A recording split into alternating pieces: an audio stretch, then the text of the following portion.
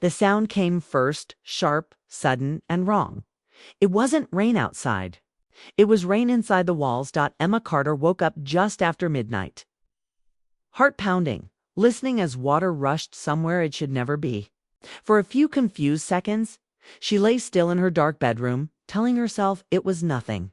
Old buildings made noises. Pipes knocked. Floors creaked. She had lived alone long enough to learn that fear often arrived before reason. Then her foot touched the floor, cold, soaking, rising. Emma sat up fast.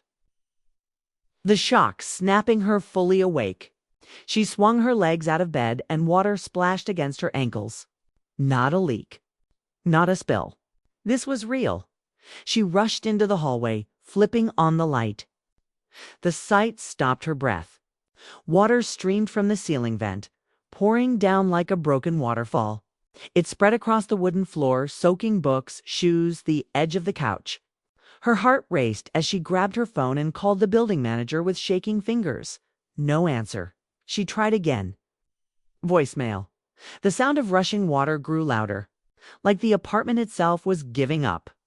Emma moved quickly, grabbing what she could: her laptop, a few clothes, her grandmother's photo tucked into a frame on the shelf. The frame slipped from her hands and cracked against the floor.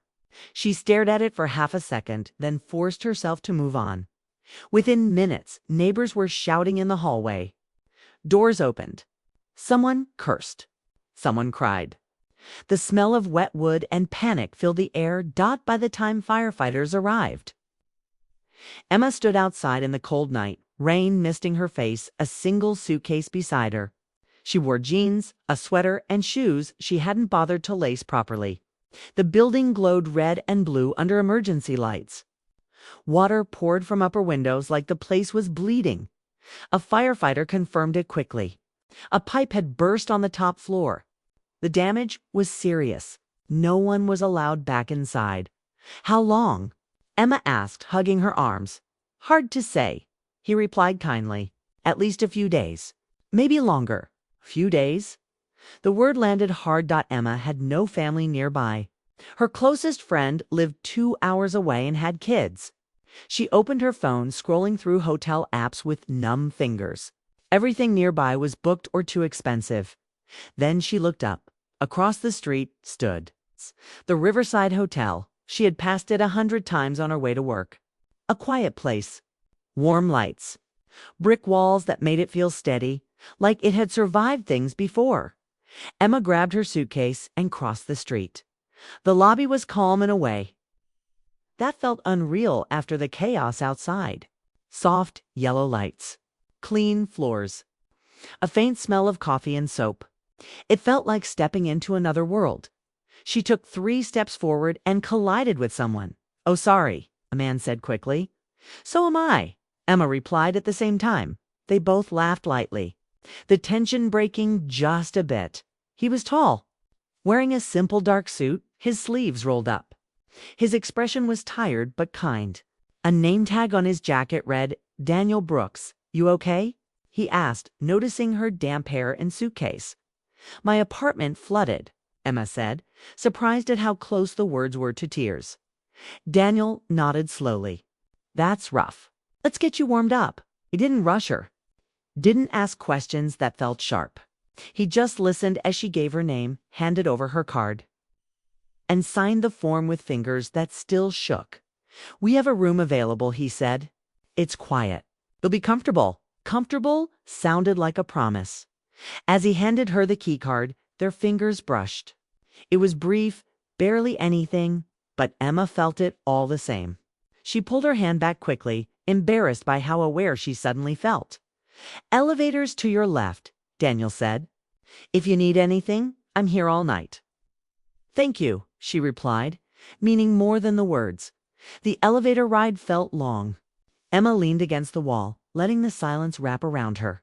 Her reflection stared back at her from the mirrored surface-aired eyes, wet hair. A woman who looked like her life had tipped sideways without warning. The room was simple but clean. White sheets, a small desk, a lamp that gave off a soft glow. Emma dropped her suitcase and sat on the edge of the bed. finally letting herself breathe. She thought she would cry. Instead, she felt empty. Lying awake, she listened to the quiet hum of the building. No dripping, no alarms, just stillness. Her phone buzzed with a message from the building manager apologizing, explaining. Promising updates. Emma turned the phone face. Down. Sleep came slowly. Morning arrived, gray and soft. Emma woke to sunlight filtering through thin curtains. For a moment, she didn't remember where she was. Then it all came back at once. The water, the noise, the street, the hotel. She dressed and went downstairs for coffee. Unsure what she was supposed to do next, Daniel was at the front desk again. "Morning," he said, smiling when he saw her. "How'd you sleep?" "Better than I expected," Emma admitted. He slid a cup of coffee across the counter. "On the house, that's kind of you." He shrugged. "Seemed like the right thing." They talked for a minute. Just small things. Where she worked. How long she'd lived in the city. Nothing too personal, yet somehow it felt easy as she stepped outside. Coffee warming her hands. Emma realized something strange. For the first time since the night before, she didn't feel completely lost. The day passed in phone, calls and emails, insurance, work, apologies that didn't fix anything. By evening, it was clear she would need to stay another night, and another after that. Each time Emma passed through the lobby, she noticed Daniel. Always calm, always present. Never pushing conversation, but always there when she needed help. On the second night, she returned late, rain tapping lightly against the windows again. Daniel looked up as she entered. "Long day." He asked. She nodded. "Everything feels uncertain." He studied her for a moment, then said, "Uncertain doesn't always mean bad." The words stayed with her as she rode the elevator up. Lying in bed, Emma stared at the ceiling. Her life felt like it had cracked open, spilling everything she thought was solid. But somewhere below, in the quiet lobby of a hotel she'd never planned to enter, someone knew her name, and for reasons she couldn't yet explain. That mattered more than she expected. She didn't know it then. But the flood that forced her out of her apartment had pushed her towards something else entirely, something waiting. The rain started again that evening, gentle at first, then heavier, drumming against the hotel windows like it had something urgent to say. Emma Carter sat in the small chair by her room's window, coffee in hand, watching the street glisten with reflections of streetlights and neon signs. She had been staying at the Riverside Hotel for 3 nights now, and each day felt both ordinary and strange. As if life had pressed pause and given her a chance to breathe she hadn't realized she needed. Her apartment was still a messwater, had ruined carpets, soaked furniture, and left a smell she could almost taste. Insurance calls dragged on with no answers, and friends offered sympathy but little help. Yet here she was, forced to live in a temporary world she had never chosen, and somehow it was changing her. Downstairs in the lobby, Daniel Brooks was closing out the night desk. He noticed her coffee cup and the tired slump of her shoulders as she entered the lobby. "You've become a regular," he said softly, a smile tugging at the corner of his mouth. "I guess I have," Emma replied, shrugging. She tried to laugh, but it came out quiet, fragile. Daniel handed her another cup of coffee, the warmth of the mug radiating comfort she hadn't felt in days. They walked together to the elevator, talking about everything and nothing. Her life in Portland, the small routines she used to cling to, the little disappointments that made her feel small. Daniel shared some of his own story to his move to the city after a failed engagement. Nights spent working while life passed quietly around him. There was a rhythm to their conversation, soft and easy, like a song neither of them had realized they knew the words to. By the second day, Emma noticed something that surprised her. She was starting to look forward to these moments. The brief talks in the lobby, the casual smile from Daniel.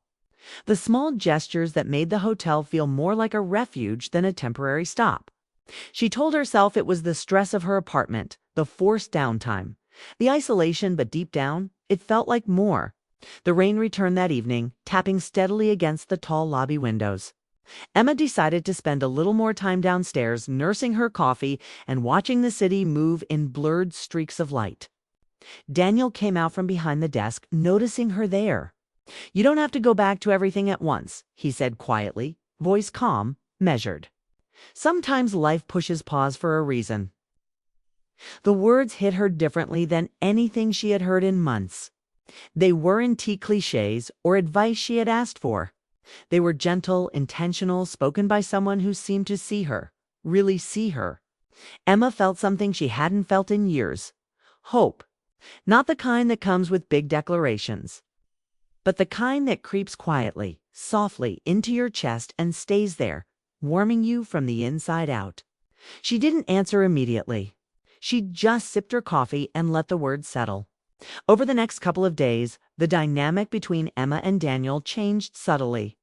They began sharing small details, the books they loved, favorite coffee spots, quiet routines. There was no rush, no pressure. Everything felt natural, like two people discovering a path in the dark together. One night, after a long day of insurance calls and visits to check on her apartment, Emma returned to her hotel room to find a small envelope slipped under her door. Inside was a note, simple and clean, in neat handwriting. Sometimes the unexpected leads to the most important chapters. Don't be afraid to start something new. No signature. No indication who had left it. But Emma knew. The next morning, she went downstairs, and Daniel was at the desk as usual. She handed him a quiet smile. "Did you leave this?" she asked, the paper trembling slightly in her hand. Daniel looked surprised, then laughed softly. "Maybe," he said. "Or maybe it's just the universe reminding you that not everything is as bad as it seems." They shared a look that lasted a little longer than normal. The air between them felt charged, yet still safe. There were no sudden moves, no awkward pause, as just a connection neither could deny. Days passed. The insurance finally confirmed her apartment was uninhabitable for at least another week. Emma had no choice but to extend her stay. With each passing night, the hotel and its soft lighting became a refuge. The lobby a place of quiet conversation, and Daniel a figure she found herself thinking about even when she wasn't there. One evening she lingered in the lobby after checking out for the night, rain lashing against the glass. Daniel noticed, of course, and came over. "You're here a lot lately," he said casually, but not without noticing the slight tremor in her voice. "I don't really have anywhere else," she admitted. "My apartment." She trailed off, unable to explain the full weight of everything. "Then consider this," he said gently. "A temporary pause, not a sentence. Sometimes life nudges you into places you never imagined, with people you didn't expect to meet." Emma looked at him and realized she hadn't felt this understood in years. Not at work, not with friends, not even with family. She hadn't realized how lonely she had felt until someone had quietly acknowledged it without judgment. On her last night, she packed her things slowly, savoring the moment she knew she would soon have to leave. She stopped by the window, looking at the wet streets below, reflections of lights dancing on the puddles. She felt lighter than she had in weeks. A strange combination of sadness and anticipation. When she came downstairs to check out, Daniel wasn't at the front desk. She paused, a pang of disappointment nudging her chest. Then she heard her name, Emma. She turned to see him approaching, carrying a small paper bag. "I didn't want you to leave without this," he said, handing it to her. Inside was a notebook. Blank pages, crisp, waiting for stories. "For your fresh start," Daniel added. "You mentioned you used to write?" Emma's throat tightened. She held the notebook to her chest, eyes meeting his. "Thank you for everything," she said, voice soft but full of meaning. They stood in silence for a few moments, neither knowing exactly what to say next. The air was thick with unspoken words, yet it didn't feel uncomfortable. It felt like a promise. "Maybe," Daniel said cautiously, "we don't have to end this like a hotel stay." Emma smiled not, the polite smile she gave at work. Not the hesitant one she offered strangers, but a real wide smile. Her heart felt full, yet light at the same time. Outside, the rain had stopped, leaving the streets glistening and alive with possibility.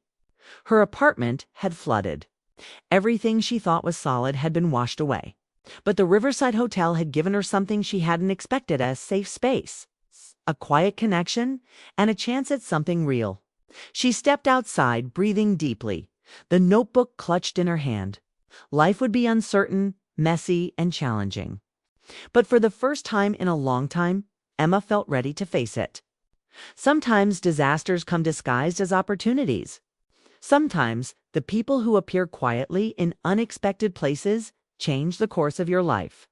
And for Emma, the flood that destroyed her apartment had brought her to a place she didn't know she needed, with someone who might just be the beginning of everything she had been waiting for. She walked down the wet sidewalk, heart beating steadily, notebook in hand, ready for the story that was hers to write.